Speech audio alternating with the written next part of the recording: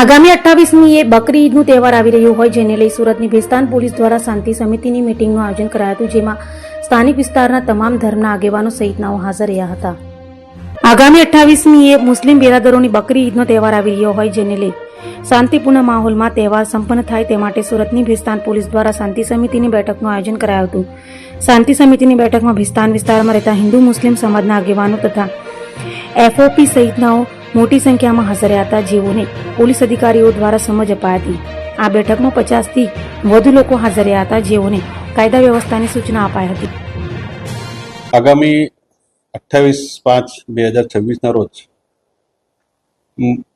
મુસ્લિમ સમુદાય દ્વારા બકરી ઈદ તહેવારનો ઉજવણી કરવામાં આવનાર છે.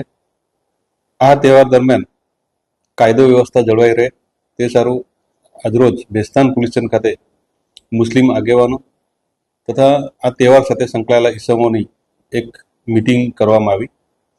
આ મિટિંગમાં ગુજરાત રાજ્યમાં આપણા ગૌવંશ હત્યાનો કાયદો અમલમાં છે તે બાબતે પોલીસ બહુ જ સતર્ક છે અને આ કાયદો અમલમાં લાવવામાં કટિબદ્ધ છે તે બાબતની બધાને સૂચના આપવામાં આવી. બકરી ઈદ દરમિયાન જે નીતિ નિયમો પ્રમાણે ધાર્મિક તહેવાર છે એ નીતિ નિયમો જળવાઈને ધાર્મિક તહેવાર ઉજવાય તે માટે તમામને સૂચના આપવામાં આવી અને જે આજે આગેવાન હતા એ લોકોને પણ સૂચનો અમે સાંભળ્યા.